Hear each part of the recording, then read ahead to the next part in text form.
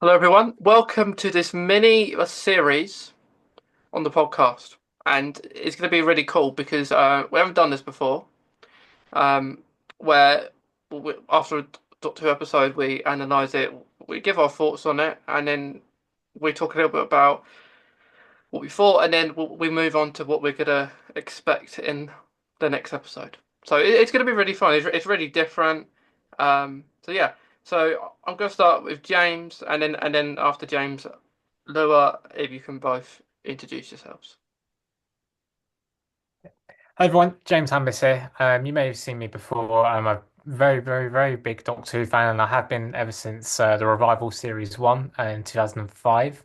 My first episode being Aliens in London, um, and that just sparked my love for the show since then. Um, and very much looking forward to what season two has in store for us. Brilliant. And Lewa. Hello, my name is Lewa Greenwood. I'm an actor and also a full-time Doctor Who lover and enthusiast, quite like these wonderful chaps. And for me, my favorite, but I remember joining Doctor Who, like my first episode was Rose. But also at the same time, I also got introduced to a couple of the classics. And my very first classic episode, and also is one of my favorites, is The Curse of Fenric. Yes, a very good episode. I remember watching it. I was due to have Sophie Aldred on the podcast, and I felt I had to watch every single one, but the ones with Ace in at least. Um, Yeah, e- Ace, e- every episode that Ace was in, so it's a very good story. absolutely. Very We good love story. Ace. So it is. Today is Tuesday, right? Tomorrow is Wednesday. It was Wednesday if you're watching right now, but for us it's Tuesday, and it's been a few days now since the robot revolution. Um, so before we actually talk about it, I'm always interested to know how many times we've all watched it. So as how many times have you watched it, James? Twice, actually. I watched it at the time it was, well, I was a little bit late to the party. I overslept. I didn't get up at 8 a.m. I got up at half eight. So I I remember. watched it over a cup of coffee. And then I watched it again yesterday evening. Okay, okay. And Lua. I would say James has watched a healthy amount of times. For me, I'm on the threshold of about five. Okay, okay. It's not bad. But I will say, like, as well, like, it's purely been like, for me, it's like I analyze near enough every episode down to like a huge core of different values. And yeah, I've just been obsessed with this episode as well. This one has been. Mm. Yes, Speaking of, yes. So I've watched it total of 20 times. No, no, no, no. I Imagine. bet that is true. I bet you have been I like, wouldn't put it past you, Mason. yeah. I can I, imagine you're like a Canadian lad or something like doing absolutely every fractal of every scene as well. yeah, no, I've watched it 3 times. I watched it. I didn't watch it at 8 o'clock. I didn't get up like everyone else did. I watched it at 2:30, I think. So I was watching it with my parents. They fell asleep. So I watched it. I was watching it on my own, and then when they woke up, I watched it again.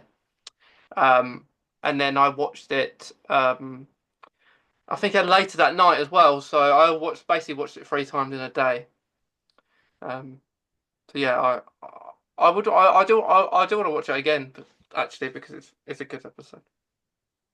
And just let me ask you guys as well, like, do you feel like your perspective of the episode has changed every time you've watched it as well?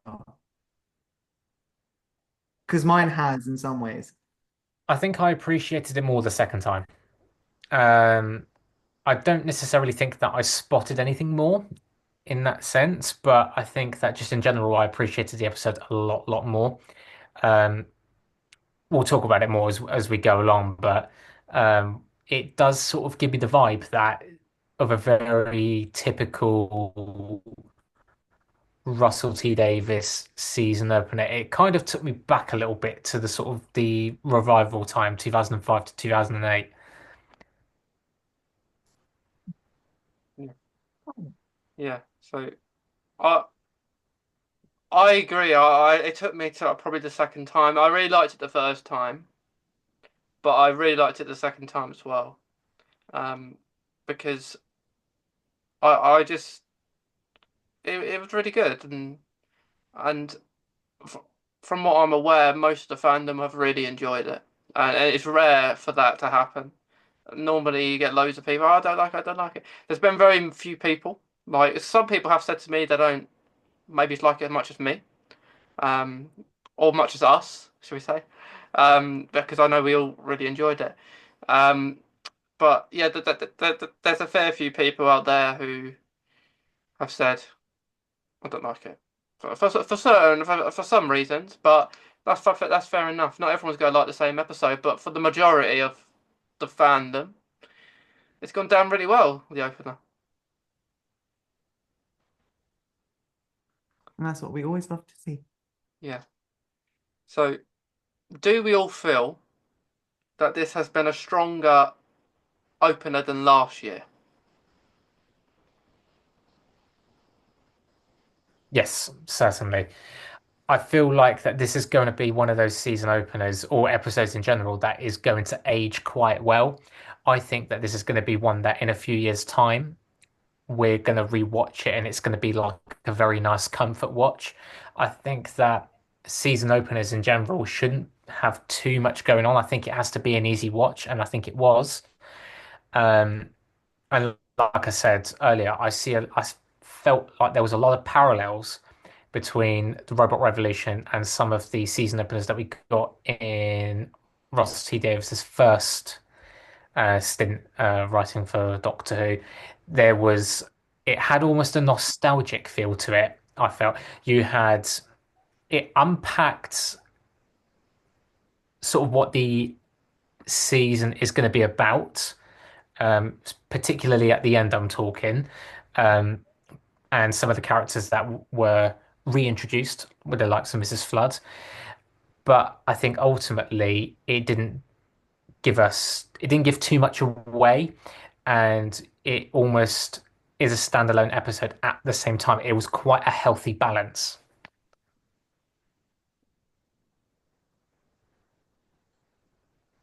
Yeah,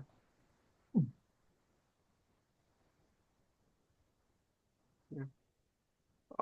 I agree. Well, what about you, Loa? What do you think?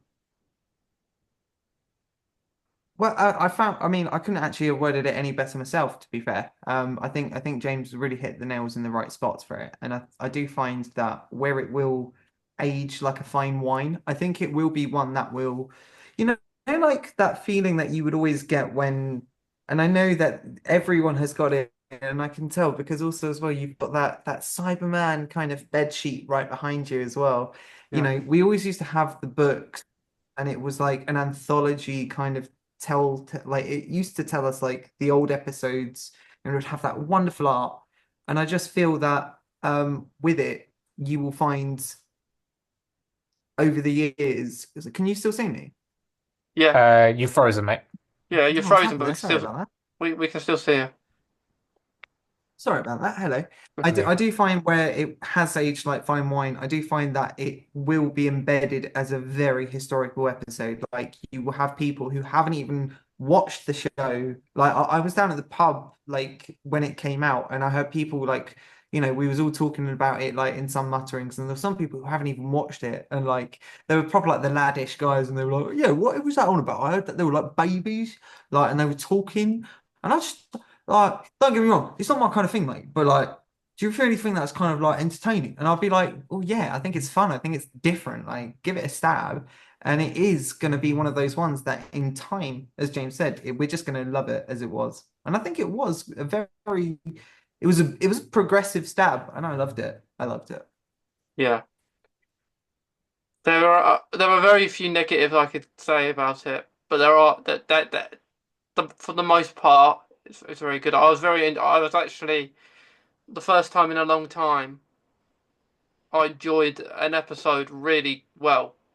Um, because it took a while for that to happen. Like especially an opener, you know, like these past few years, but I haven't enjoyed an opener probably as much as this one. And I thought it started off really well. Um, I thought the sequence for when the because recently we've just been used to. I think it happened in the finale. We were used to just the sequence like of the the Doctor Who intro starting before anything's happened. And this Mm, time they waited about 5 or 6 minutes and they put it there like right after the Doctor is shouting for Belinda and you've got Anita Dobson out there saying I'm speaking to the fourth wall. So I thought that was a perfect place to put it. And after that, I was I was talking to my family and we were saying, well, we're actually really excited, right? We actually say, oh, like mm. she's gone up to space now. Where's she gone? So it was just a really fun episode that throughout was funny at parts. Um, yeah, I don't think we could say anything more good about it. I will add just on this on the side about obviously the Robot Revolution is I think if this season carries on at the same kind of like let's face it, I think this was one of Russell T Davis's like cinematic episodes. Do you know what I mean? Like this was one of the ones that you could sit there and go, that's definitely a one-off. I would put that like Mm. the Easter specials that we got. I could see that happily joining that kind of plethora like the Planet of the Dead vibes and the Waters of Mars. You could have seen that just as an independent, wonderful story that you could just show to someone and be like, "This is Doctor Who." And I think that walked away with it wonderfully. Now, the thing is, that one I could also see if they wanted to put that on a cinema and make it a big event, going, Doctor Who has reached this level, come and see it. And this will make you feel really cool. Like, this definitely felt more evolved in some way compared to the 2005 style in that way. Like season one had almost like Russell T has coded this and he's gone, well, let's face it, every doctor in their first tenure has to kind of find themselves in some way. So a lot of fans always find that their later seasons are better than their first season. I think we all agree that in some weird way, like they're finding their steps. Yeah. So I think what he's done is he's put season one to be like the most 2005 coded one, like you could see that one joining into like the TV level quality of what we had back in those times. Different stories, kind of that level, you know.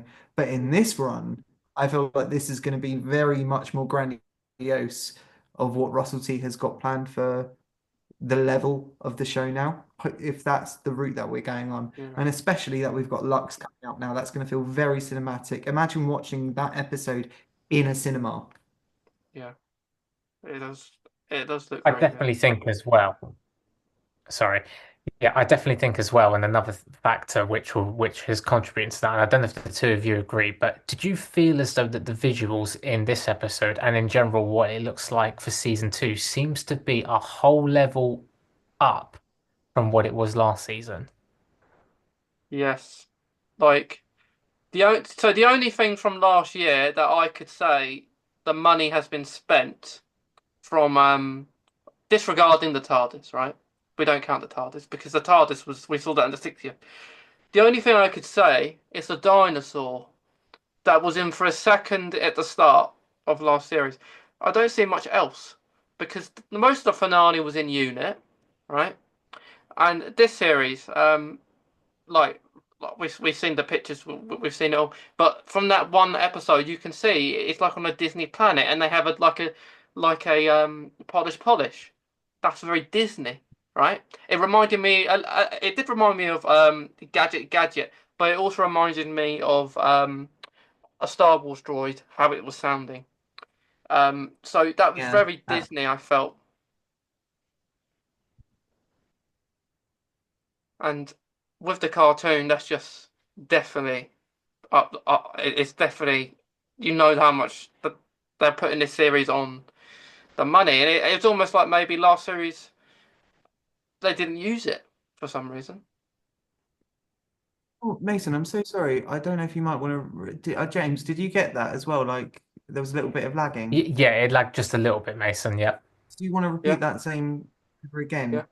yeah. So with the animation with Lux, it's almost like they've really upped the ante this season to compare to last year's because like in the first episode we've got you basically the star where Belinda Chandra won that the whole place that we all thought was we all thought that was Skaro. You can see Mm. that's very Disney how it looked really shiny, and then you've got Lux. So the first two episodes, you can see the money has been well spent, and then let's fuck back to Space Babies. The only money that maybe was spent was the trying of the faces, and maybe you can see the mouths are on there. Maybe a bit of money was spent on that. We don't know, but Devil's Cause Yeah. and not much. It just felt like the Doctor we're normally used to. Not many additions of Disney, except from the dinosaur, which I said. So it's almost like if we don't like to compare, but we kind of have to if we want the show to progress.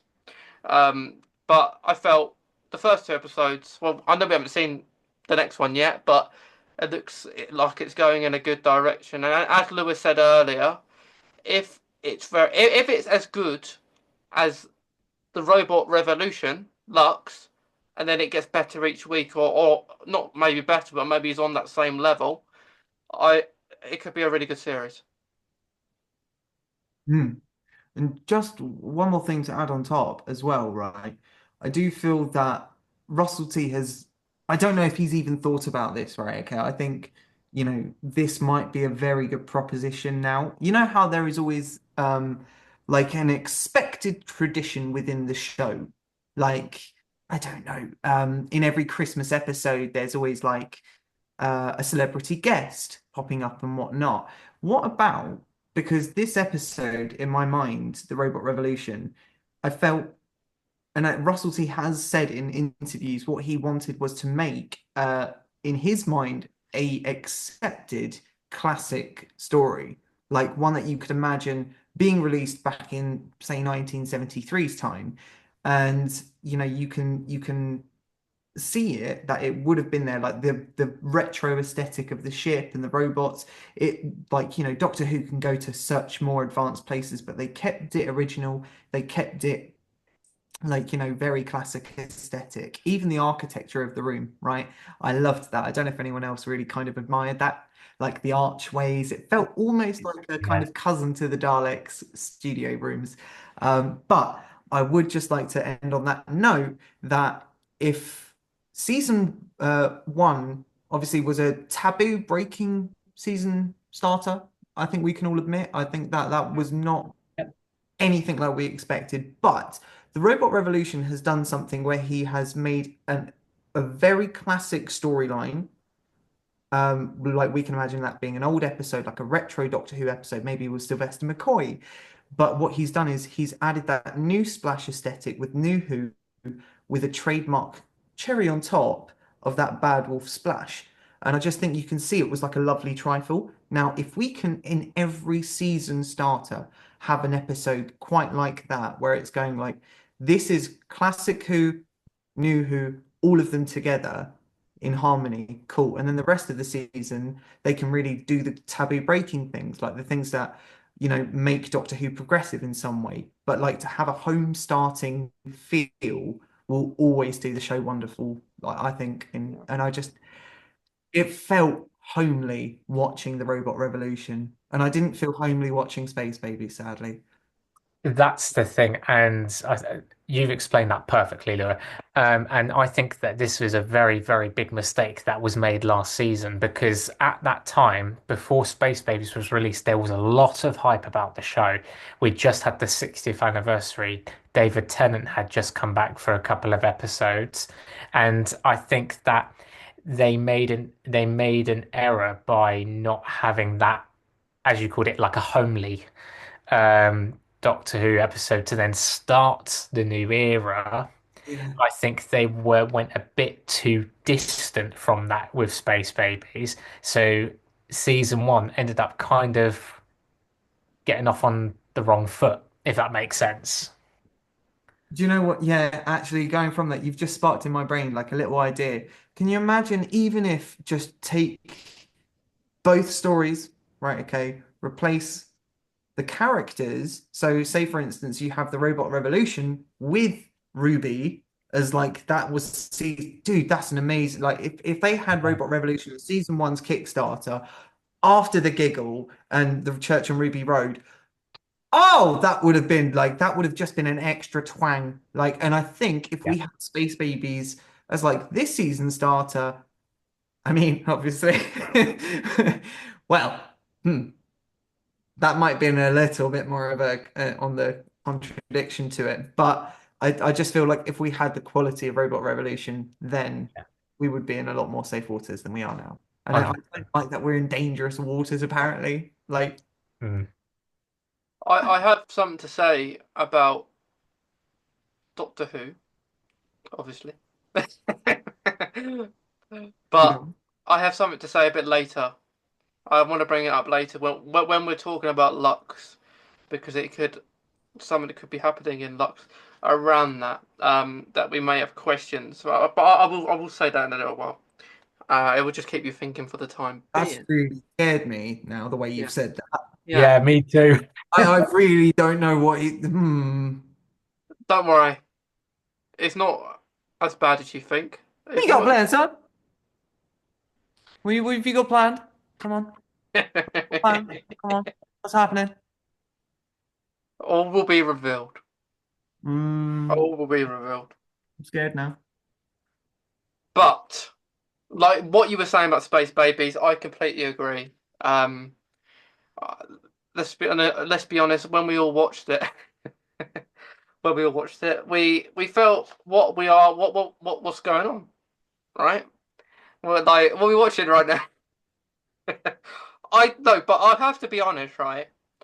I thought what would have been better, right?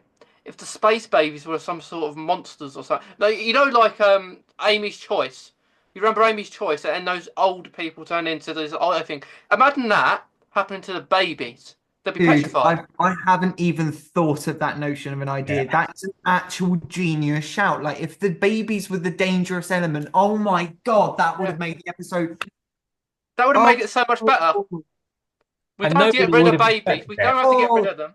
dude, they need to hire you two. They need to hire you two in the writers' room. I'm not even joking. Like you guys are coming up with You're notions. joining us as well then. Yeah. I'm performance sectors. I've always worn that on my back.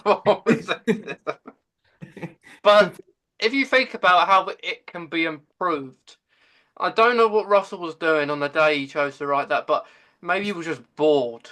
Maybe he saw his grandsons or his like his daughter or his family's babies or something. Maybe that's why he picked it. Maybe he just I don't know. I don't know. Okay, let's just before because I know that this is really going somewhere new. But if we were to make the babies the dangerous element, right? Okay, Yeah. like I mean, what are they called? Ednofiends, aren't they? The things that hide in the or they try to no, they're not tritable. Those are from the Planet of the Dead. Yeah, Ednofiends. Those are the things that Yeah. hide Yeah. inside. Yeah. Now, Mm. if they were the babies. Oh, could that would all I'm saying, right? Okay, the empty child was terrifying of an episode quality in our youth, right? Okay, but to see babies that have like little gangrel creatures coming out their mouths Yeah. as they're speaking, like, "Oh, I love you, Ruby." Like that's taking an alien and that's taking it and making it alien with babies. I'm sorry. I can't get that vision out of my head now. I can't believe I I thought mean, of it just if they now. really wanted like a Sleep No More a level horror episode again, that's the way to do it. But Yeah, a Rick and Morty twang as well. it's just how it could have been improved, but on what we can't change what happened now, but unfortunately, that it will go down in history, unfortunately, as one of the worst openers. In recent years, or maybe not in recent years, maybe just in all years. What But though? I will still say, and I'm yeah, making this my final point on Space Babies, right? It is one of the moments in Shooty's run where he had one of those quality moments where you go, oh, yeah, that's a Doctor move. That's a top tier Doctor move. And it was the moment with Captain Poppy, and she goes, like, are we wronged? Were we not meant to be born like this? And he goes, Captain Poppy, let me just see. There's absolutely nothing wrong about you, and that makes you fantastic. Like that moment there, right? Okay, it was just such a beautiful moment. And like if you've been abandoned as a child, and one to which of a pain ecstasy I know, it actually made that whole moment. You can hate Shooty as much as you want, but if you've never gone through that notion of abandonment, you won't connect with him like that. And I think that even some points, even if you've been like, I don't know, accidentally left at a Sainsbury's for like 2 hours and you start panicking. Have you ever had that, like in your yeah, youth? Oh yeah, my yeah. God, it's terrifying. It's absolutely terrifying. So even to get that feeling of abandonment and know that that's what Captain Poppy was going through, and to have this wonderful person, and let's face it, out of most of the doctors, as people say, he has a very happy, kind face. He does. Yeah. Like he has such a kind face. And like, Matt Smith had a really kind face as well. Yeah. Um, but I think if Capaldi was doing it, I think it would be very like, I think he would have to add a bit more kind of like, his, oh yes, but look at you, don't mind me. Yes, you're absolutely amazing. Don't you worry. Captain Poppy, yes, of course, don't you worry. Like, I think it would be kind of a different. Like he would get his cards out, wouldn't he? Oh, he Uh, would. Yeah, he would. yeah, he'd get his help cards. I'm Oh, I, God, I yeah. I'm sorry, I can't help. But I feel I like that part. That was one of my favorite parts of Space Babies. Actually, is when he said that because it worked with the storyline that they were going with last series with like because it was like Ruby was left and like maybe she felt like she was like wrong as well. So it went well, and I did funny enough I did like the Space Babies. I thought they were cute, but um as a story, as a whole, I wouldn't it wouldn't rush to go back, but they did have some really good moments. I liked when the Doctor gave Ruby the key. Not why he done it, just the way he done it. It's one of my favourite scenes of him actually so far. Just the way he says it, like I've got the whole universe at my fingertips. I'd love it if you come with me. Um, Mm. and I really liked it. And maybe it wasn't the right time to do it, but when is so it was a good scene, and I felt it was good parts of the Space Babies.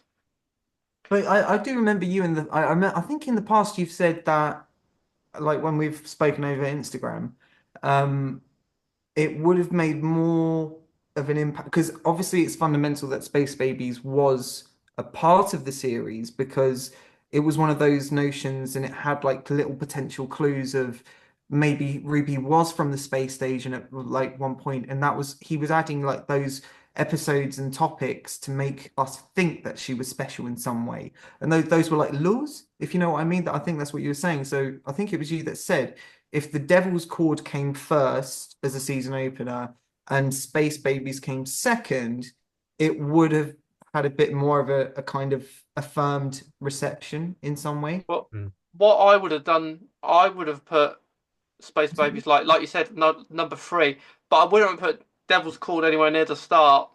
I would have put it probably where Rogue was. Because Yeah, I would have put it where Rogue was, and I would actually they were going to put Boom for a start, and I think they should have kept it that way. Because that would have been pretty. if they kept Boom as a starter, right, we'll be going like, wow, Yeah, I mean, a bit like we are now with the robot revolution. and So also the headlines would have been Doctor Who starts off with a boom. yeah, and it was a boom. It was one of Shooty's best performances as the Doctor. So I feel like that should have been kept. It's like what they're doing now with the Interstellar Song Contest. That sounds like to me that's because they're into line with the finale. A bit like maybe the Devil's Chord. In the Devil's Chord, they're talking about stuff in the finale and talk about Ruby. Maestro's talking a lot about Ruby and stuff about her. So in no other episode is that other than the Devil's Chord, apart from the finale, that it's just dominant about Ruby. So I feel like the Devil's Chord should be there. Um, yeah, and what I feel like with the next Doctor Who episode, Lux, I feel like that it's cool because to me it doesn't seem like anything to do with the finale. It just feels like a standalone episode that they're going on to Miami and they're just having a nice time. Mm. So I feel like that's what should happen last series, but I feel like they mixed up the order wrong. But um, But I mean, obviously, on the contrary, though, if obviously Lux is obviously a Pantheon-based episode, then that might have to. Oh, I see what you mean then. Yeah, actually, yeah, makes sense. Lord. yeah, because they've done it back to back, they've done it virtually the same, a little bit different. So you had Space Babies, a nothing episode. What I mean by nothing episode, it doesn't matter that it's first, um, because it had no relevance to the other. So I do understand why it's first, but I also feel because of the context of the episode that it's not going to go well down with fans, which is probably why they knew to make it a double release. Maybe that's why they done that because they maybe felt everyone it's not going to go down well. Really, they have Devil's Chord, which majority of people liked, or quite a lot of people did. It's 50-50. Um, I know people didn't like it, people did. Um, but for this one, so because episode two in each series is a pantheon-based god. So you have Maestro, and now you have the god of light. Let's say, which I don't think it's the cartoon. I'm just saying, I don't think it's the cartoon. So they've done it this way, which works better actually for it to happen this time. With it because it seems I don't know. It just hasn't. The story's totally different. It's about Belinda and wanting to go home rather than she actually has someone about her. Um, Mm. and she may have someone about her, but we just don't know it yet. But with Ruby, it was that was kind of told in the church in Ruby Road. So that personally, I felt we shouldn't have got anything until maybe the season started. Um, because I don't think it's the best to start a story off at a Christmas special. Um, because I think this Christmas special should just be a standalone episode that anyone can watch. Because you're kind of, I guess, putting it on so for people to watch the Christmas special, so they get to know what's happening at the start of the new series. But with this time, it's kind of, they've gone into it pretty fresh, which I kind of like.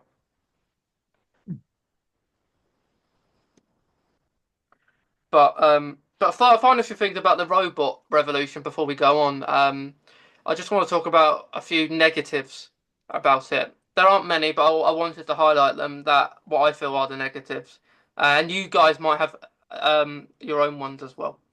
So I felt my first negative is which we do find out a bit later, but the hospital scene. The I have a negative about the hospital scene. And my negative is it went too fast. It went too fast, and James knows this as well. I've always felt that we need at least 50-minute episodes. I feel in each because, for example, I'll come into a minute, but with the hospital, it just went too fast. There's no. If you looked away for a second, right, you would have know gone into hospital. So, but later on, when we meet this character that died pretty soon after we met her, um, and then the doctor cried, right, which I felt was valid at the time. It was a valid cry, which in the past maybe others may not been. But this one was. But of course, as an audience, we're not going to be as impacted by that because we didn't see it. So what I Yeah. felt should have happened is that within the 6 month we could have had flashbacks, a few flashbacks between them two, so we maybe could have a bit more emotion towards when she died. Um, there's them two really, and I think that's the only two I have. I feel like everything else was done really well. Do you know what? That's pretty much what I was going to say. So I'll only build on it very slightly. Um, and it all goes back to that one thing which you mentioned, Mason, and that is the pacing of the episodes. There's been a very common trend with these episodes in the RTD2 era where the pacing has just been a little bit too quick. It's every episode has felt that it needed an extra 10 minutes. And like you said, with Shooty crying over I can't remember. You're gonna have to remind me the name of the Sasha, character. Sasha, Sasha Sasha 55. 55. Sasha That's it. 55. Over Sasha 55. I've just realized something quite bad. Sorry. Um, it would it would be valid to shed a tear over losing a friend that you've built a very strong relationship over 6 months. But as you've said, Mason, the audience did not see any of it. In fact, the most we saw of Sasha 55 was a little bit of dialogue between her and Belinda when she arrived on Yeah, the planet. It was like a 2 minute dialogue, and that was all we saw of her. So there's not been any opportunity for any character development to take place or anything like that. And I think unfortunately Ruby was a victim of that in the last season as well. So yeah, it all ultimately comes back to the fact that the pacing of the episodes is just a little bit quick. I hope that they would fix it. I don't think they're going to, and I think you've either got to increase the duration of the episode or you've got to throw in an extra episode in there in order to yeah, balance it out. But the stories have felt a little bit rushed as a result. yeah, yeah. I Yeah. feel I feel like the 6 months has to keep happening. It happened last year, like you said. Maybe it's something wrong with time and what they're trying to do, but it's six. Why six though? Who came up with 6 months? Do you know what though? I personally find that when we come to the topic of like Sasha 55, right? Okay. We see what they're trying to do. Whoopsie daisy, I've just lost that. We see what they're trying to do in terms of making what it's like with Shooty's doctor. The one difference to most doctors that we never see, and it's that trusting new people aspect of him, like how he had with Anita in the hotel. And also there was someone else. He has this ability of making new friends very well. And we know that he's very sociable compared to most doctors before him. Now, as we say, we never saw anything about Sasha. We never saw anything about Sasha before, and it devalued it because it's kind of going there. Like it's a plot narrative just to make it like we didn't actually need Sasha 55 at all. To be honest, we actually didn't need that. But the only thing that it showed was he's more sociable, he's more Yeah. friendly, lovely. And it gave us that gravitas to Belinda about obviously he is dangerous and you know he might get you with a bit of fire if you get too close. So I found as I saw her. Do you know how I saw her? I said to my mum when I was watching her, she is meant to be a companion to be like a companion we should have got because what's the one thing Belinda is compared to Ruby? Not wanting to be there. So Sasha 55 was meant to be the companion's piloted companion, but that got wrong. So to see Shooty go like actually see his potential companion. It's like if we lost Clara before we ever got her, but and I mean before we actually did get her. But we just never got her after the Dalek Asylum. Like that's the level of what we're talking. It Yeah. is Sasha 55 is a great hammer weight for the show to show that companions can come and they can go and they can never happen sometimes. And I really liked her for that. But something made me laugh when we were saying, obviously, the quality of her obviously isn't there, quite like another episode, which is also named something 55. I didn't Yeah. even think of that. That didn't even. I Oops, didn't did you spot just say that. that? Oh no. No, let's forget that one. Oh dear. I Such a like good that. episode. Yeah. Well, I liked. Do you know what? I like Orphan 55 as well. I think it's quite a fun notion. I think it's quite an interesting. It's a new format of time travel they explored in the show. Yeah. I quite like Love and Monsters. Oh, we love Oh, Love and don't we all? Yeah, yeah, yeah. we love it. It's a stroke of But brilliance. but you said it there. They are the only negatives I have. But I don't know about you guys. When you were first watching it, when Belinda comes into the Citadel, and which reminds me of like a Star Wars hall a little bit. Hmm. Um, you've got the Doctor standing there, and then I'm thinking to myself, like my dad says to me, "Oh, the Doctor's there though." I say, "What? What? I didn't see him. I didn't see him. I missed him because shortly before that we saw him in the TARDIS, didn't we?" And at that point, we didn't know about the 6 month gap. We found that a bit later on, and I'm thinking, how's he there? Like he was just wearing his kilt, and now Hmm. he's wearing that. What's happening? So I was a bit confused then, and then you understand that because he's saying he's been here like 6 months and she's been here a few hours, so it gets understood. But It was one of those admirable attempts of time travel exploration that you right let oh oh right in the time that we've had Russell T Davis, he never really explores intricate and like idiosyncrasies of time travel, not quite like Stephen Moffat did, like with bootstrap paradoxes and whatnot. Mhm. We had like, him exploring with the Reaper paradoxes, like that was quite an interesting one, but he always had that basis of, the grandfather paradox principle. That's the way that he would normally carry out with it, or maybe putting something a second out of sync in his literature.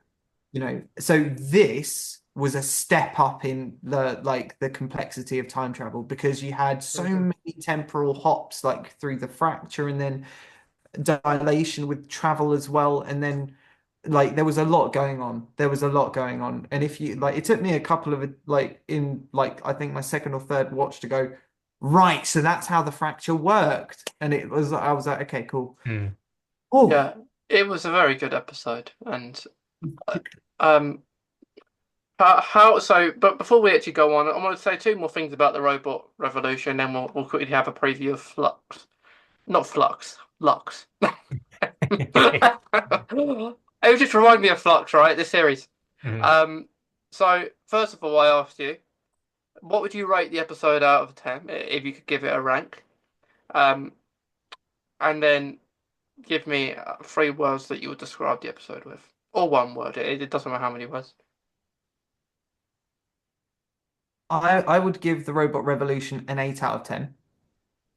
I would use the words traditional, explorative, and homely. Yeah. That was the word I was going to use. Ah, That's right. sorry. I'm It was sorry. your idea. It was your idea. It was your idea when we were talking about space babies. So I'll give you the credit for that. Um, but I also give it an 8 out of 10. I think it's a very solid season opener. It's not going to be the best episode of the series, but I think it was enough to get people hooked in, whilst also having that traditional side of the show. And if I had to describe it in one word, it would have been homely. Yeah. I think we could all say homely, Yeah. homely, homely. Um, and it might be the best episode, James. We never know. But I don't think so. I think that the episodes coming up look really good. Yeah. So talking about Lux, not Flux. So the description reads that the Doctor's quest to get Belinda home takes the TARDIS to Miami 1952, where an abandoned cinema is hiding a terrifying secret. Can the Doctor uncover Lux's power? So we all presume Lux is the god, right? So the god of light is going to be the god this time around in the pantheon. So how excited are we all for this episode? I'm fairly excited actually because it feels like it's going to be something very different, but also I can see it being like another sort of standalone episode with just little hints about what's going to go on in the rest of the season. I like that we're exploring a little bit more of the Pantheon, if that's the way it's going, which it very much sounds like it is. It's a very new concept because I know there is that very well seen or well received part of the trailer that we saw where for just a moment the Doctor and Belinda are cartoonized, if that's a word. And I think that's going to be quite an interesting concept. And I think that perhaps that's probably what the danger is that this Lux, God of Light, if that's what we think it is going to be taking people off like the streets of you say it was in Florida? Yeah, In yeah. Florida. Miami, And yes, for it's Florida. yeah, and then turning them into an image, a cartoon. So engulfing them into that sort of virtual world, and I think I can see that's where it's heading. I think it's quite predictable that that is what the threat is going to be, but it'll be interesting to see where it leads. Hmm. I find that, oh, you've made this tight corners now to explore. I've got to tread carefully now with the new stuff to say. Well said indeed. I would say that I think Lux is going to be quite uh, a DNA replicant in some way of the giggle, I think. I think it's going to have tones of, how we saw the invention of the television, with Stucky Bill. So obviously we have the invention where he's going, this is going to be great. Everyone's going to love TV. This is going to be amazing. We don't actually see the people appreciating it and getting like we never saw the seeding of the giggle to the public. We never saw that moment. But to see a god once again involved with how people at the time are going absolutely crazy over television and like cinema now, because we're at a point when like cinema was at its all-time crazy peak where people were going left, right, and center. Like, so to see a god now tampering with the insatiable desire for people to always go there. That's the thing. I think that's going to be a problem for them is how can you stop people coming into a cinema in the 1950s, is it? Hmm. Is like you that would be a very tricky thing to do. So I'm excited for that. I also find that yeah, with the God of Lumens and Lux, I find that's a really interesting topic to go down.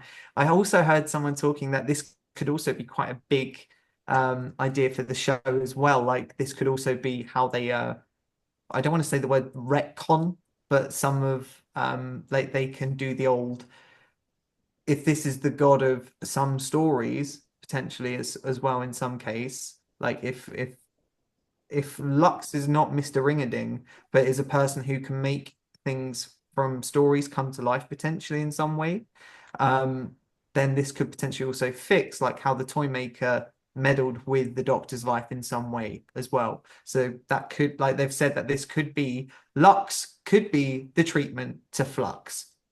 That's what some people are saying. But I don't really think it's going to be that kind of notion. I think Russell T really appreciated Chris Chibnall's input into the show to some degree. Like they may sit there and go like, "What did you do? What did you do?" But like, do you know what? I was watching some Jodie Whittaker episodes again the other day, and I blooming love her. Hmm. I absolutely do. Sorry, I Yeah. got lost. I got lost there. Yeah, I don't Yeah. think that Russell T Davis is interested in sort of retconning or so, and I don't even think he's going to even build too much on what happened in the Chibnall era. I mean, I think all he's going to do, very much like he did with the 60th, which is immediately after Jodie's tenure, is sort of drop little hints in about the flux and maybe like sort of unlock a few memories, that type of thing. But I think that's as far as he will go. I think that Russell T Davis will very much stick to his plan here. I think he's very much got his own ideas, and I think that will be left to someone else to explore later. Yeah. I did also have my own little like I always have like you see like the public focus theories which are being generated now, and there are some wonderful ones, but I also have my own little love one for some ones. And my own personal one, and I even commented it on one of Russell T's pages when we first saw Mr. Ringerding. I thought what this potentially might be was his way to bring back The Wire, but in a godly manner.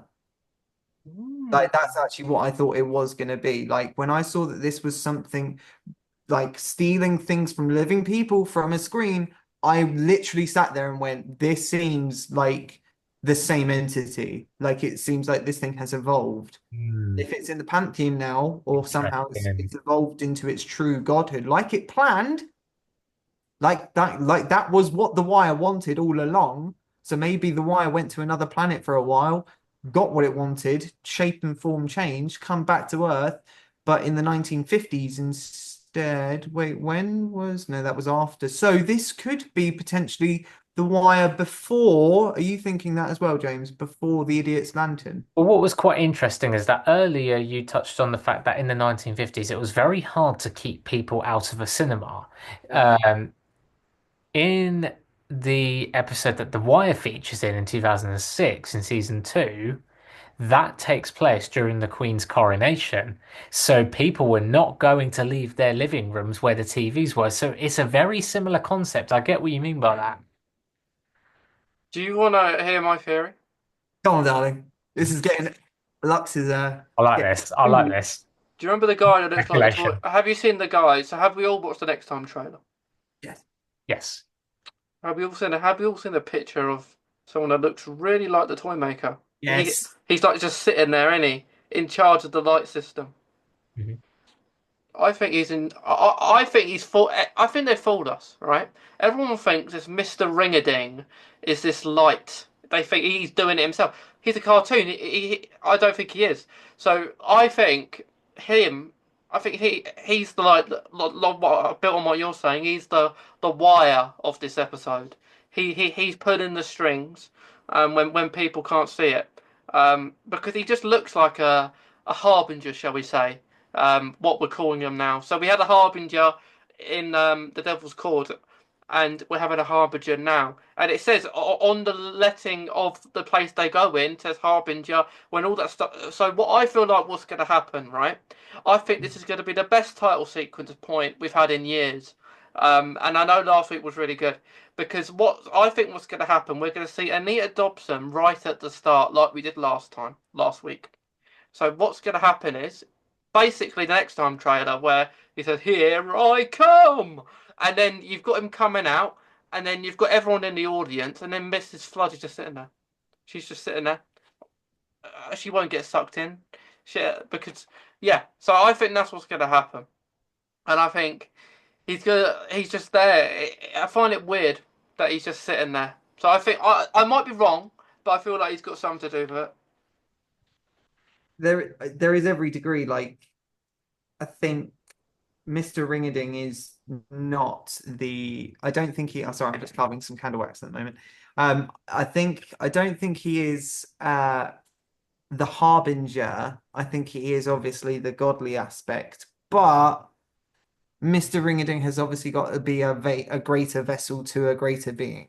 I think that this is what we're talking. So the lovely toy maker chap attendant is the harbinger Yeah. for the harvest bringer, which is what it's called. Um, but Mr. Ringerding is almost like the envelope before the true content. So I want to see what this thing is like because let's face it, right? If this thing is a part of the pantheon, right? Because if it's got a harbinger, not harvest bringer, if it's got a harbinger, it's a god, Yeah. right? So Years ago. obviously we had the harbinger of Sutek go. There is the trickster, the god of tricks. There is, reprobate, the god of spite. There is Mr. Ringerding, the god of here coming at you. It just doesn't add to that godly manner. Do you know what I mean? There has to be more of an appropriate name for this being than Mr. Ringerding. So I Mm. think it's gonna have, and if Russell T does his writing correct, what was one thing that he really homed in on about, I got to say the word right, how we see things in Doctor Who? I just think Mr. Ringerding has a complete perception filter above him. Do you think so? I think it's a blended case of potentially like this thing, whatever it is, enveloped itself into the footage potentially of that animated thing and imbued itself with the tale of Mr. Ringerding at the time. And over time, it's wanted to kind of break out of it or something like that. And in doing so, with the Harbinger, it just seems like it's going to be something interesting, man. I like Oh, that. I like that idea actually, and I didn't think of that before, but now you mention it, if it has a whole perception filter above it and there is something truly terrifying beneath it, because let's face it, and I know Mason's been talking about it, how cute Mr. Ring-a-Ding looks. He does look cute. I don't see how this thing is going to look terrifying, like truly, truly terrifying, unless they make it look like something from like, I don't know, Cuphead or like Has Been Hotel, like where it's like all that kind of like Five Nights at Freddy-esqueness. And I don't think that's in Doctor Who's nature to do that. no, So we know 15 people go missing. So any predictions how they go missing? in the film, I think that they get cartoonized and they become part of this.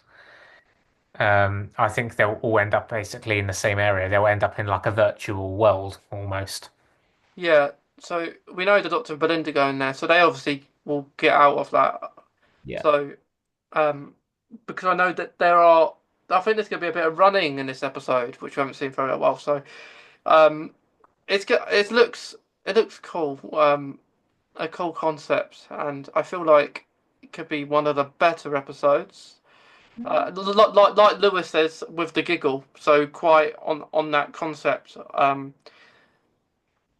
Because James has just pointed something quite out, actually, to be fair, that I hadn't thought about. So, like, if everyone is being taken by Mr. Ringerding, as we know, 15 people have gone missing already. That's what we know. That's where the story kicks off, and it's 15 people have gone missing there. But what if the whole process of this episode is when the Harbinger releases Mr. Ringerding, it tries to. I think this is going to be a blend of the Idiot's Lantern and Fear Her. Hmm. Like, I think this Mr. Ringerding requires a certain amount of people to be enveloped in the production. They will become characters within the production as well. Like we will see them in the background. Like there's going to be a moment where I don't know, like before the Doctor and Belinda get animated, I think they're going to notice that the people are in the footage as well. That they're going to be like, wait, no, look at the original footage. Now look at this footage. There's new people in it. Like if they do that and then they get captured into the footage, then that would be really, really cool. But if Mr. Ringerding's full purpose is 15 people ain't enough, 17 people ain't enough, it needs an entire town, maybe an entire planet of people in it for him to be fully released. yeah, Hmm. yeah. So I like that idea. so with the Doctor, that so we know from this the American cafe boy. He says the screen's playing on its own now. And it seems like the cinema's been closed for a number of years. Um, so it's been closed for a number of years, and they go in it. So it's almost like after the events of what happened with the 15 missing people, it's been closed for a long time. Um, and yeah, it's just interesting. It's so mysterious. And I like when episodes are like that because it can go. This episode could go any way. Um, Obviously we knew what happened in the robot revolution, but I feel from here on now, every episode seems so mysterious. Even the obvious ones that you might feel like what they're called, saying the Interstellar Song Contest. Don't believe it's anything like that. Don't believe it's anything like Eurovision when we get to it, because it's probably completely the opposite. Um, but yeah, it's just so exciting. So yeah, so so. Do we have a schedule? Do we have a plan? What time each of you are going to be watching it? Do you have a schedule now? I have to watch it at this time because it's out so early now. I have to get up after watch it before. So I'm up and ready. What are you doing? I'm worried of getting spoilers, so I will watch it as soon as I get up. I'm up at half 8 anyway, so like I was ready and prepped for it straight away. So I was happy with it. So I'm happy with the half 8 the start with an 8 o'clock start, but I do just find that it's a bit of a bad choice. I still do find it like it's convenient, but just keep it on at half 7 or half 6. I think the trouble is like people are now relying too much on the viewing figures. But the thing is, if we didn't have BBC iPlayer and we just kept it how it naturally was, none of this would be a problem anymore. Yeah, Has the anyone actually ever thought that? yeah. I found it for me personally. I don't. I feel like the reason they're doing this is to make everyone happy around the world and not just focus on us, like Yeah. in the UK. But really, the 8 a.m. release is worse off for certain parts in the world. I feel like the midnight release was better. Mm. I feel it works better. Um, and if Doctor Who are worrying because it wasn't viewed that well, it wasn't received positively, that a load of people were moaning. People could have moaned either way. It don't matter. I'm not so keen on the 8 a.m. release, but I'm not going to watch it. Hmm. But it's annoying. But I feel like they should just go back to where it was, where you either like you say, you don't bother showing it on BBC One. You just put it on iPlayer. You just stream it, or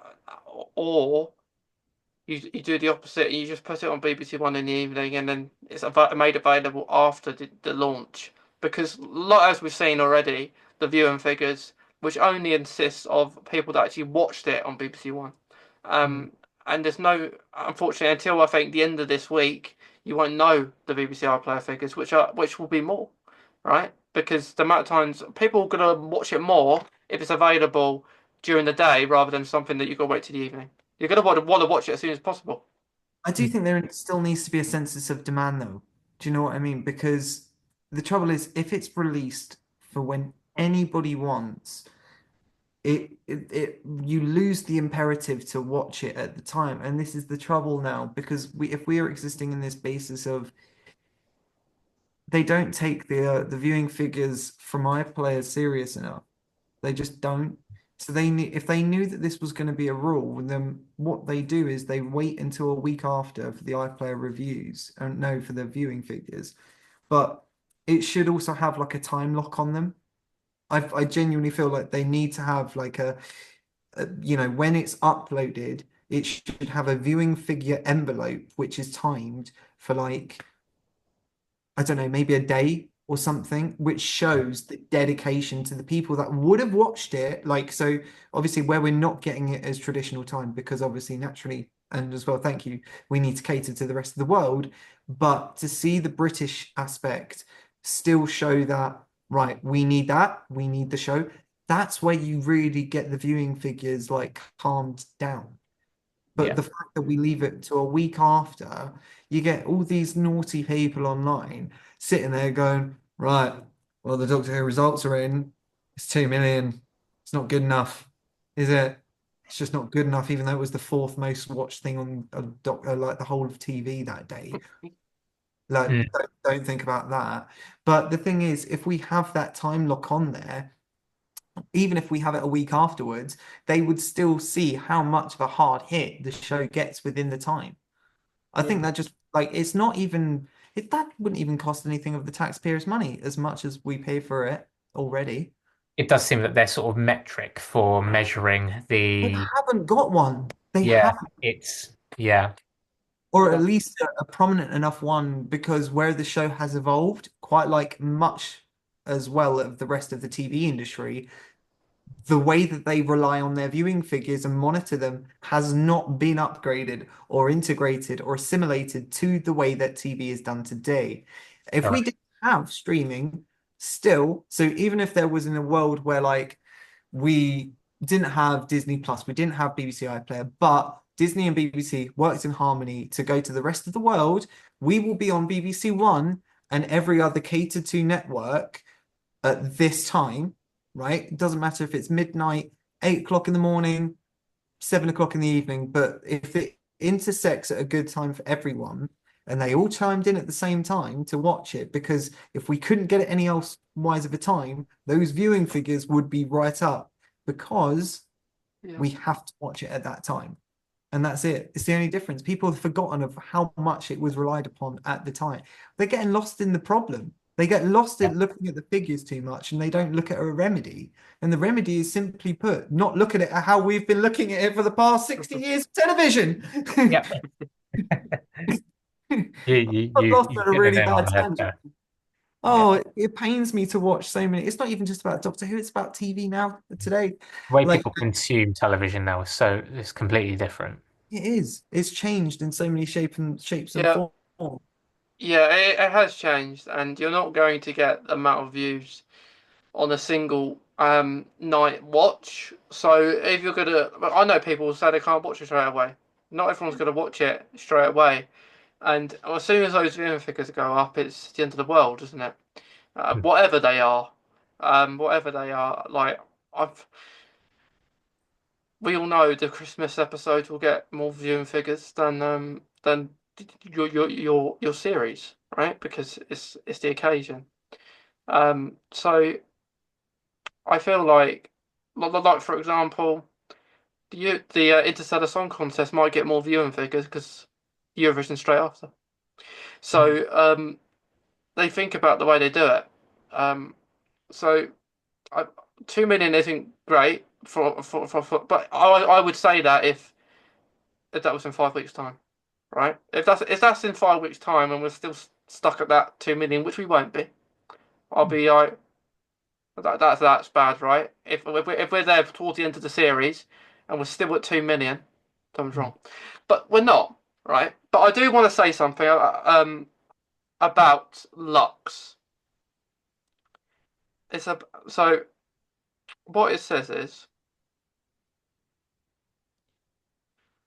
fans will be rushing to be talking about Mrs. Flood's appearance in the latest episode, as it leads us to believe that maybe her teases and connections to what she's been doing on screen for the fourth wall, they may be connected to what's going on with Doctor Who in the real world and what we have originally been led to believe. What? So unless, like, say for instance, like there's a scene where Mr. Ringerding or the Doctor breaks the fourth wall while it's happening, like, is she gonna have like a Deadpool moment where she goes like a fourth wall break and a fourth wall break and a fourth wall break? That's like 16 walls. Like, is she gonna have one of those moments? Like when they're Maybe. animated? Because that would be wonderful, don't get me wrong. But to have a bit of explanation, like I've come to like this contradiction, like no, to this conclusion about Mrs. Flood. Okay, do you want to hear my conclusion about Mrs. Flood? Go on. Yeah, go on. I think she's a brand new Time Lord. I think she's brand new, and I think she's going to be called something like the Conductor or something, or like Yeah, I the think so. like she will be there as someone who has just been watching, waiting for like and like I don't know, cultivating the story, making sure that the companion's in the right space at the right time for him, like guiding his story but never tampering. And what does that sound like? It sounds quite like a meddling monk. It does. Some people have already theorized that. Some people have theorized the Rani, but I think Belinda is actually the Rani, but I don't want to talk about that right now. And But like I think that's a whole other treadmill that I want to talk about another that point in time. I can Um, see why people are talking about it though. well, I mean, she was very comfortable about all of it, and also she named my mum pointed this out to You me. named the TARDIS. He named the TARDIS before it was even mentioned to her. Named it. She named it. And she was very comfortable. And I've heard Confused Adipose mention this. She was incredibly comfortable on that ship. She was almost as if she had been on one before, and she was like, right, okay, this is no problem. Like she was upset that she was getting taken away, but she never, there was no protest whatsoever in her abduction. That's that's what my dad said when we were watching it. It was like she's not caring where she is right now. If we was any of us were abducted, we'd be saying, "What was doing?" Yeah. Um, but does anyone else think when she went in the TARDIS and the Doctor was being all cocky about it, saying, "Oh, it's bigger on the inside," she was like, "I know." So, what way do we take it? Do we take it just that, like being blunt and saying hey, it is, or has she been in a TARDIS before herself? I think this is all connecting somewhere because these Mm. two were filmed back to back, Mm, and they were all. I think this is all one story from last series to this series. I think Belinda is connected to Ruby somehow. I think Belinda isn't who she seems, and I think Ruby isn't who she seems. I feel like the pair of them don't know really who they are. I don't think Ruby's mum is really her mum. I think the big bad is going to be Ruby's dad, perhaps. mm, So there's so many questions about them, but I agree with you. I do think the Rani is Belinda. I don't think the Rani is who many think it is. I feel like Miss Flood just says that at conventions because mm. people come and say to me, "Oh, she said she's the Rani." She's saying that to give you off her the scent. I mean, Mm. I've always thought I've never thought Miss Flood. I've never until you actually mention it. It sounds like her to be the monk, but I feel like um she could be a some sort of lord of fiction or something like that because we know as we know reality's gonna rocket down. Um, so I feel like I've said this to James. There's gonna be more than one villain in the finale. I know it, and we're not just having Miss Flood will probably get her reveal probably at the end of the Intercessor Song Contest. I would think, and then and that's where everything goes set for set for the finale. But I think at the yeah, moment, I do think there's another thing that Mrs. Flood. I think Mrs. Flood also could potentially be Susan mm, at the same time. There is still that hindrance. Like she's been very different to could our be a tradition. could be good a person. Yeah, like because there is still but also that people get when people think about this, they always get wardened off by that very dark poeticism in the Empire of Death when she goes, I will take down the Empire of Gold, his Tower of Gold, and there was that very dark horse moment. But at the same point in time, does that not also sound quite Gallifreyan as well to some extent? Mm. Or also potentially I don't know, some kind of dream-based being, like, this is a reality war that we're coming to. And Russell T is very clever about his terminology, and this has got to, I know for a fact that this season will make, if Ncuti's leaving at the end of this, it will make whoever is after him incredibly more quite like what we've had before. I think we're going to lose our lovey-dovey doctor very, very soon. And I Yeah, think this is called the reality war. And what else in Doctor Who history have we had, which you've got? the Time War. The Time War. So I think this is going to leave some scars for the Doctor, Was whatever it? this. So you think? Do, do you think? Um, do you think that's the reason why the show hasn't been commissioned? It's not because of how things are on the outside world. It's because the Doctor is regenerating and they're not saying about it. Look, I think my standing on the position with Ncuti Gatwa's current stake as the Doctor is I personally think I don't want to make things too much for real, but he's taking up very new events. He's doing all new things coming up soon. And the reality of where Doctor Who is going, he doesn't know. It kind of, and we've heard that there are contingencies of what they've got planned at the end of season two, like ways that they can treat it. So I think there is a chance that we could keep Shooty. There is still that potential in my mind. Like we still could keep him if everything is as tickety boo as it seems. I think he might stay. Yeah. But I think if things are still in the air, or like, there is no change. I think potentially he might go off because he's like, I have more jobs waiting for me in LA. We've heard that now, and he's taken a job playing Christopher Marlowe. So Yeah. I think potentially he is done. Um, so I think whatever they've got planned at the end of the reality war, it's gonna leave. It's gonna be a big staple for Doctor It Who. it sounds big and it sounds something that would regenerate a Doctor because I have read. I don't want to say it right now. We'll say it maybe nearest to the time or when that episode comes out. But I have read the synopsis for that episode, and I don't know if any of you have, but it doesn't sound like an episode where anything could help the Doctor. Oh, really? It Do you know? sounds, it sounds.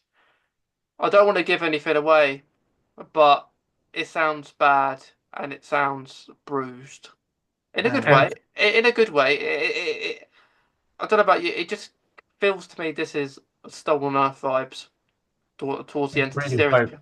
Stolen Earth Journey's End. So Stolen Earth probably in Lucky Day a little bit, and then towards the end maybe Journey's End when all the Doctor's people come back. Um, that's what it feels like, and I don't want Shoot to go. I love Shooty. I feel like he needs more. He needs more. He needs more given to him. But with the show not knowing what till probably I imagine they will know. They will know in a few weeks, right? They'll they'll know before the series is done because they want to know what outcome at the end they want to do. Like, is Shooty gonna leave? Because what they would have done is they would have done multiple endings. Um, uh, if there's not been a commissioned yet, so it's all up in the air until the song contest, really. mm. Hmm. I will make one simmer of a prediction. I feel the reality war isn't going to be really against the Doctor because we've heard rumors that another Time Lord is coming back. Hmm. Anyone else want to Mm. make the name? I don't want to say the name. I know. Anyone? I know. I know what you want about. Yeah, We know what you mean. Who do you think? it's a letter in the Greek alphabet. Yeah, Omega, right? So if an Omega's dominion is quite like a throne world, so it's made out of pure metaphysical energy, which is powered by belief and dream and reality. So potentially these hordes of could be's or whatever we want to call them, like at the end, like those big mammoth-like things. Also, the helmet of Omega has some kind of shimmer thing there, and Hmm. they've got these great big kind of things there. Like they could be quite exaggerated versions of Omega's head. So whatever these beings are, and I think he is going to be such a big threat to the Pantheon, not to the Doctor. I think he's going to be the true threat to them because what they've been after is all reality. Maestro has been after the elements of music and the sounds of the sphere. So who's going to get really annoyed at that? Omega. Hmm. Yeah. Could be like him coming to like some full calm because it wouldn't make sense as well for Omega to be a part of the Pantheon as well because that would really give Sutek a downpour. Yeah. It would Are, de-level him. So to have someone being equivalent, are we saying he's the boss? no, I don't think. Oh, what of the Meep and that? Yeah. Yeah, the Meat had a boss. Are we Oh, saying it's Omega? I don't know. I think the boss is Mrs. Flood. I think the You, boss is still Mrs. Flood. but you think that's the boss? I still think that's the boss. I If think I think there's going to be one brilliant moment when we find out who Mrs. Flood really is, right? We're going to get this wonderful bit where she's in that white fur coat and she's got a martini. She's like, "Hello, Dad," and she's like, "Oh yeah, I killed the meat. Yeah, gone now. Skinned him. I'm wearing him." Like we're going to get something like that if she is really a character. Um, and I'm here for it. I am here for it. That's like it will give the Star Beast as well a whole level of respect to the topics of what they talk about as well, like where they go, "You're a fashion victim" and stuff. Yeah, For him to find out, "Oh, that's what happened to me." Oh, right, okay, that's quite bad. Like that would be quite cool. yeah, that would be cool. So if say if say Omega is coming back, and obviously we're saying this as an if, we're just speculating. Do you think that Omega is linked with Mrs. Flood? Do you think like Mrs. Flood is sort of like someone working for Omega? Like what? How would you sort of perceive that? Well, the thing, right? Okay, so it's hard to see where the strands are coming at the moment because, like, potentially as well. I did ask this and I didn't get a response from Russell T Davis, but I was very adamant at the end of Robot Revolution to find out what Belinda Chandra's middle name was as well. Oh, Because interesting. she shouts out what Alan's full name is on the ship, right? She shouts his full name out, but she's like, "Go get him." And it's like, why is Russell written about the full name of one character but hidden the middle? And I wanted to, and this is the real reason why this came up to me was because I thought, hang on, wait, does her name also spell out Harbinger? Because it could have potentially, but it doesn't. There is no G. Um, but if there is a G in her middle name, and if at some point later on, it would have been nice if we had it in the first episode on the certificate with her full name, just because then later on when it comes back to it, it would have been a detail that went straight over everyone's head. Mhm. But yeah, we didn't get that. So I was thinking that she could have been a harbinger. I don't think she is. I think she is Time Lord in origin with some kind of she's gone through a chameleon arch and like it's bleeding out at the moment. Like that's why she recognizes the TARDIS, but it's so good at kind of being new to it, but also kind of being familiar with everything that she's around. Mm. Um, so that's where I see her. I think Mrs. Flood is. I definitely think Mrs. Flood is more on a sinister vibe. Yeah, Um, yeah, I'm very excited for the reality war for whatever shape or form it comes. Um, But because if it, we're going to get a shade over Doctor Who at the end of this season, and I'm here for it. yeah, mate, so I just want to before we finish, because we will finish soon because we're going even longer, won't we? But I want to say, right, it's almost like did anyone else feel that the robot revolution felt like a wish, right?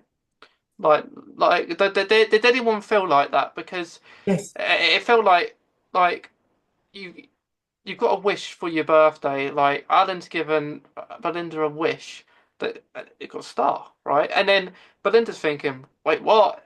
Everyone buys a star, right? You can buy your own star, and you probably wish it was your star. And then in 17 years later, that star is hers, and physically it's hers. And then we have an episode later on in the series called Wish Wish World.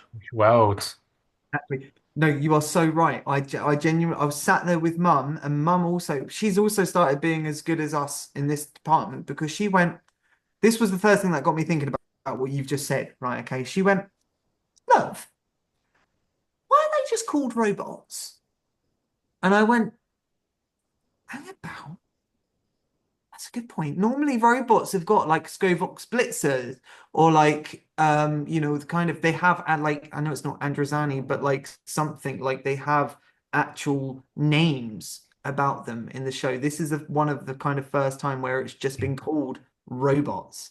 And these are from a civilization as well, where they would have been called something else. What's the robots called in Smile again?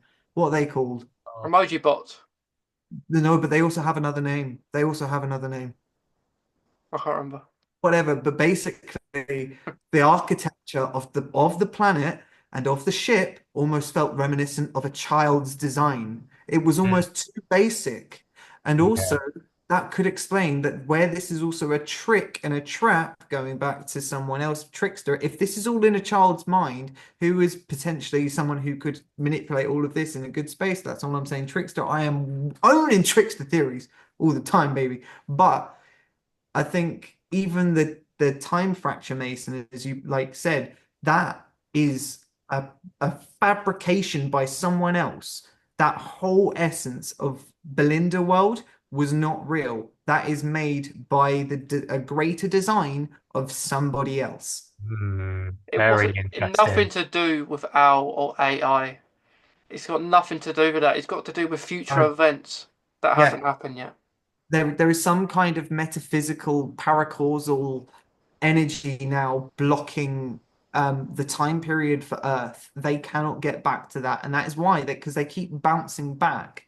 And I think that time fracture when they was like vroom, vroom, vroom, vroom, was him leaving the threshold, and now he can't get back to that, and that's why they're trying to pinpoint and get accuracy on where they're going now, But for him to yeah, reach through.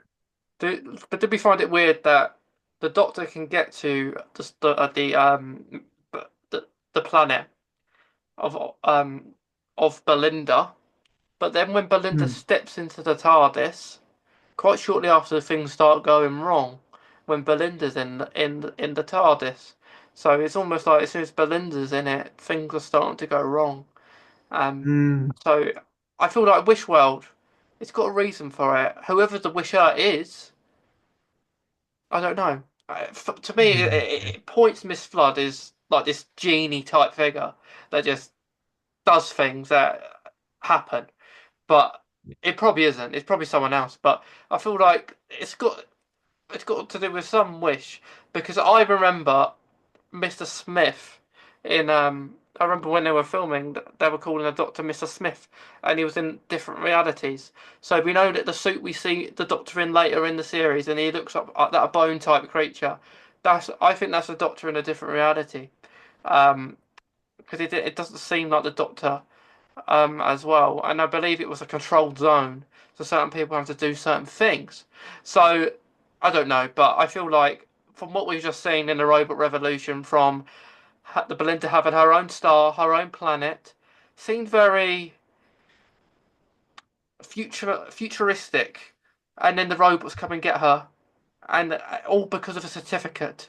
But I don't think the certificate has anything to do with it. I think, like we said, it's to do with what happens in Wish World has a massive impact in the robot revolution. What we've just seen.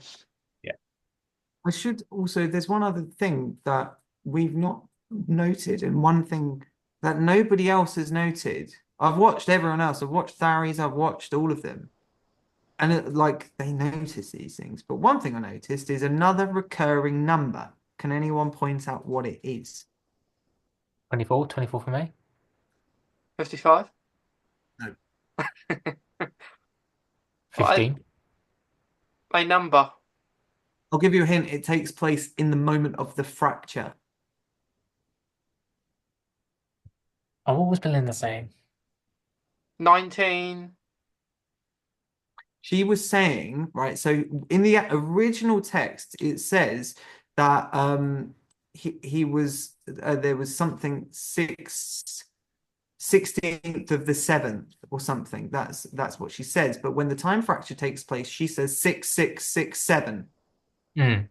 right? What is also 6667 replicant to, or 66.7 replicant to? So the perception filter it casts a field at 66.7 meters, or which is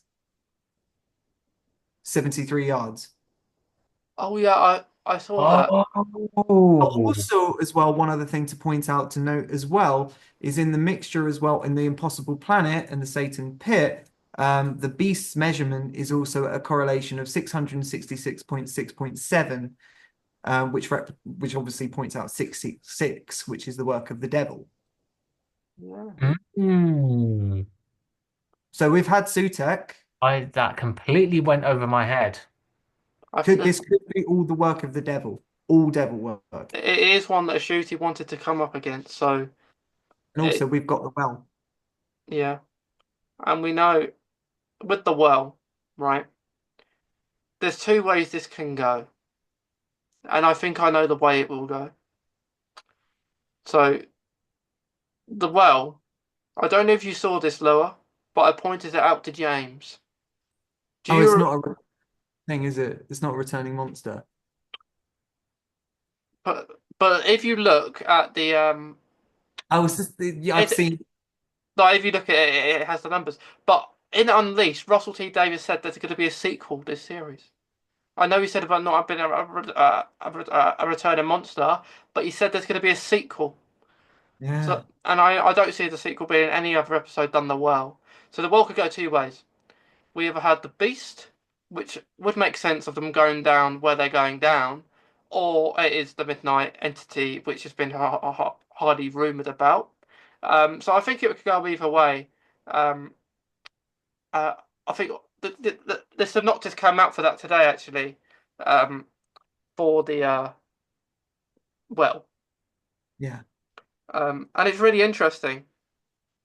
It's actually really interesting. So it reads as this. Far in the future, on a tough, brutal planet, a devastated mining colony has only one That's, survivor. To discover the truth, the Doctor and Belinda must face absolute terror. you see, now this is the thing because like what I've been stringing from it is since I heard that it could be the possibility of a midnight entity return was the notion that so if we're not getting a monster return, but this is a sequel basis, right? This could be um like so what's it called? The planet Midnight has obviously an extonic based sun.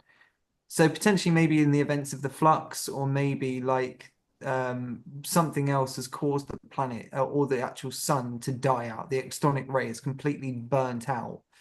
Mm. Um, and a mining company has come to take the natural resources from the planet Midnight over long after the years of when it was not capable of being lived like walked upon. Mm. So maybe like it's not the midnight entity that we remember. Maybe it is the midnight entity, but maybe this thing has evolved in the darkness now. Because what we Yeah. saw was it in the light. So what's this thing like exposed down deep in the dark? Interesting. And it's interesting with the one survivor as well. Yeah, exactly. Who's that? I want to know It, who that it's some. I think she's deaf. is. It's What if it's Dee Dee? What if it's Dee Dee? it's one of the actors that's deaf. And I think there's sign language. I think Shooty does sign language in it. But Such a 55. yeah, yeah, I think it sounds interesting, and It's maybe Ben. maybe if it is the Midnight Entity, it's evolved and become a person properly. Hmm. Um, because before it Oh, was just that could be a learning. twist. Right. There is no survivors. There is no survivors. Like Yeah. you see that, like there is one, but they all like that could be the twist of the episode. There are no survivors. Yeah. Yeah. So it's either this person is just trapped in the well to get away with what's there and what she knows is there, or she is the entity herself and it's just evolved into a person. Not, but I think what they need to be careful is if it is the entity, don't we don't want to see it. We just want more terror from what we've already seen. Yeah. If they do that, that could be one of the one. It's like Wobbly Under as well, isn't it? It's a little bit similar to that. Wobbly Under is a little bit like a sequel of Midnight. Um, and Midnight is one of the best episodes, right? Season four is so good, and Midnight is up there with the best um, episodes. So it's going to be interesting what we see. Well, I did have one other idea about what the well could be as well, and that the well as well, and that was um this was a rough idea because I'm not too sure. Have you seen? So in the trailer that we had, we saw them seeing this egg thing opening up, like this kind of chrysalis. Um, Oh yeah, I saw and that. Now, I wasn't too sure if that was from the story in the engine or from the well. Like that thing could be at the pit of the well, potentially, like whatever it is. Mm. Now, I thought it would be quite a cool idea if this was the whole well storyline. Like all of these kind of soldiers go down there. What would be a great monster in a system of catacombs and pipelines and dark corners? What would be a great monster to bring back that has been name dropped in the, I don't know, Legend of Ruby Sunday? Anyone got an idea? Another god, Thinking. another godly being. The trickster. Uh, Trickster. Is it the one they said about some snake kind of type thing? I can't, Mara. yeah, the Mara. Mara. Yeah. What if we see the birth of the Mara or like its new form? And this thing is like a giant snake and it's like controlling everyone who is on this team. And it's like that would be quite a scary idea of an episode for children, like a huge snake in like Oh, a neural network. And that would be a great title for it as well, The Well. Mm. That's what you find down the well. that would be an interesting concept. That really would. Um, but I can't wait. Seriously, I think we just need to get ourselves in the right room, guys. Like we're coming Yeah. up with learning ideas tonight. Like we actually are. Yeah. But Tell you what, before, we'll write season three. Let's do it. Let's do it. Bad wolves. Come our way, baby. yeah. So before we go, I want you guys to tell me how excited you are for Lux. So in 3 words, or Okay. 1 word, what are we thinking? How excited are we? I'm very excited. If I had to put it in 3 words, I would say it's different, mysterious, and significant. I think that there's going to be, I do think that there's going to be a character within this episode which we're going to see again later. Ooh, That'd be good. like that. Good.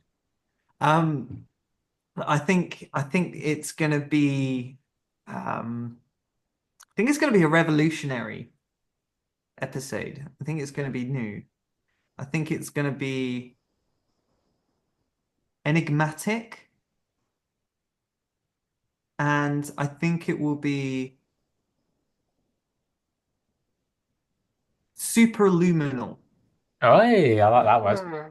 If we're talking about light, I think this will take this show from one space to another in just pure light. And I think, do you know what? Like, I do find there's one more thing to add, just as a little note about Lux. Now, what was it? It's going to kill me now. I'm so sorry. I had it right on the It's tip of okay. my tongue. It's gone now. It's gone. I, Gone. That was it. Did we also feel like there could be a slight tipping of the nod to From Out of the Rain from Torchwood by any chance? maybe, Could be actually. Nod back to that potentially? Who knows? maybe. I feel like everything you've all said. I think it's going to be transformative. Obviously, I Oh, think I one think. that was I've just remembered, you've just said it. Oh my God, What? how has that just triggered it in my brain? What? Um, if we do not get so how did so we for sub-based gods, and I don't mean that in a rude way or an offensive way, but say for instance, the maestro, right? Not the kingpin, but someone on the grapevine just a bit further down, right? For them, how was the maestro first introduced to the doctor? Came out. How was she? What? Like the first time they met? What happened that scared the doctor so much? The Oh, the giggle. the giggle. If we Yeah. from Mr. Ringading when we see the doctor, I That will would be have a proper wonderful. fanboy moment if that happens. And you know what? Ring a Ding would be the perfect character to do it. Exactly. He would be Yeah, like, "Come on, roll him up!" La la la la la. Like he is yeah, so performative in that notion to get that. Like, and it would be a wonder. He could be like the cousin of the toy maker or something. Like, yeah, what, the daughter of the toy maker. What if this is the brother or something? yeah. So like another family member of the toy maker, like we had. Exactly. And they all chime in with the Brilliant. arpeggio Yeah. introduction. Yeah. I think the toy maker did have a cartoon brother. So Seriously. Mm. I think that's I think someone told me that this character may be related to the toy maker, but we'll have to wait and see. But if that happens, if that happens where you get that laugh, I would love it. I'm gonna scream. I am as well.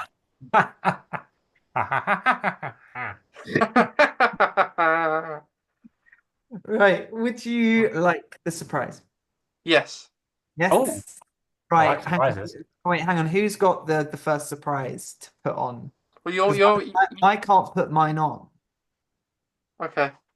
So I hear that there is a lovely. There it is, baby. Yay! Get it. Come on, get it fully in frame. Let's see that bad boy pulled off. Oh, yes, amazing. Even with the headphones, it works. You look like Yes. you're about to reset the universe, my friend. It's gonna cause the Big Bang. Yeah, baby. How long wait, did you get that the other day? No, I've had this for years. Oh, nice, man. Right. So I think Mason, you've seen that I have got this right. Okay, so I put it on my Instagram the other day. But I think obviously Mason that you've made this wonderful show. Trying to get Doctor Who as much out there as possible to people and tell them about your passion. And how can I help you do that? Yeah. Now I know that it's a topical subject, but I've been wanting to do this for a long time because I didn't get to do it last time. And I think it was around 2014, there was a Doctor Who auction with Matt Smith where he did a live stream. And we had one recently. Now, I'd been saving up ever since I was a little kid for another day of another auction. I would only set myself a few grand aside, like, that I've been saving up ever since I was tiny, right? And I got something from this auction that just came. Would you like to see it? Yes. Yeah. Drum roll. Would you like to know what he's called before I show you him? No, no, just show us. Well, we want to be surprised. I bet he's a little bit nervous. Ladies and gentlemen, and variants thereupon in the audience, please let me introduce you to Gordon. Oh my God. Got the ood. Golden. Gordon the Ood. Now, Golden. so obviously he is a slightly little bit like he's gone through the fires of time. Um, you can see that he's missing a slight tendril and he's got a little bit of scuffage over the ears. But this is one of the original Ood helmets that you would costumes that was used for the Satan Pit and the planet of the Earth, the Impossible Oh Planet. Oh God. yeah. And so this was honestly, kind of like this was my ultimate, like this was the most money that I've spent on anything, right? And because I said to myself, when I get to like, just before my 30s, I want to invest in something and I want to make sure that that investment is something that I can look after and know that people would see it and love it. And that was Gordon. And Oh. I didn't want to call him Brian. I didn't want to call him Brian, obviously, because that's Tennant's. I Who, I want to tell you something funny, Lewa. yeah. My dad's name is Gordon. Also, that no, I actually love that because that makes it 10 times more of a wonderful coincidence because Yeah. my now obviously I didn't have a dad. I've got mum, but Yeah. her dad is called Gordon as well. So Oh, it's Gordon's all right, baby. It's Gordon's Oh, all I right. love it. love Love it. that. That Love that So that. that is amazing. he is going to be Yeah. sent away soon to be cultivated and repaired. So he will be back in his might. And also as well, I'm in the process of getting him back up to his full functioning self, because he can do the red eye and he has got the kind of adjustable motors as well, so he can look Oh, after. So, Oh, mwah! yeah. brilliant. That is And That's this is brilliant. now, and I have said to myself, like, if I ever got to the point, hopefully, as an actor and a performer, if I got the chance to ever be in the show somehow, I would love to return this back to the studios. That this could be like, if this was in Bad Wolf Studios on display or something, in like, it would just be nice or something to know that this goes back to someone else as well later down Yeah. the yeah. line. It's good that What a you lovely idea. it's good that you got something that you really wanted to get and But it, this is, you look so cute. he does, doesn't he? He's a cute little guy. He's a cute little guy. Right. Ah, and he feels so nice. Oh, Hmm. wow. It is transformative. Like, and also as well, I will show you for episode 3, or no, episode 2 for us of this. I also got another couple of things from the auction. Well, like I say, I got another thing just as a side bonus, which was 2 arms of a weeping angel from the Village of the Angels. I wasn't able to get a whole angel because it was far too out of budget for me. Oh, I was able to have a little bit residual because that was a lot less than what I thought it was going to be in the end. So I was like, Yeah. what else can I protect? I was like, I need to protect the show, and its history, and that was that. So yeah. And there's the thing, Yeah. because like, I feel like at some point, every Doctor Who fan will find something to care for. Like, I don't know if you guys have got something already. I mean, Mason, you've got a fez on at the moment, my friend. I Um, I think that the best thing I've bought is like I'm wearing the same thing as I've got the same costume as Paul McGann, and it's made by the same person that made Paul McGann. Um, yes, yeah, that's cool. so you know the that Eighth is, Doctor suit I wear. It's yeah, the that was same. actually a replicant. Yeah, that's a replica, but it's made exactly the. Oh, my first fell off. Um, I mean, it's that's such an impressive fact that I yeah, can expect fezes to fall yeah, off. yeah. So yeah, so you know Power of the Doctor, Yes, and Paul McGann wore his Eighth Doctor suit there. that's Yeah. not yours, is it? It's not his. He that was made separately, but then Oh, shortly after, I got in touch with the person that made his that suit for him for Powder Doctor, and then it's identical, exactly the same. And I haven't seen many people actually do that because it's expensive. And yeah, and then we went to a Comic Con together. We wore exactly the same clothes, exactly the same things. Yeah, so I think that's my prized possession probably because it's exactly the same and it's made by the same person. It's not the same as say if I got something, let's say Cosdaddy who do replicas. It's not made by the same person that made like maybe the 14th Doctor's clothes, but this is made by exactly the person that that's made mad. That is Gans. brilliant. I That's love that. incredible, dude. Like, Yeah, it's just amazing. Like, oh, it's a beautiful thing to see, though, isn't yeah, it? Come on, and James. I bet you've got something as well. Oh, Right. wait, I wait, can't, I can't, I Mason's don't not think I finished. can top that, Wait, but I'm so sorry, darling. Mason's not finished. I think he said that there was something else still to come. oh, yeah, what's he got?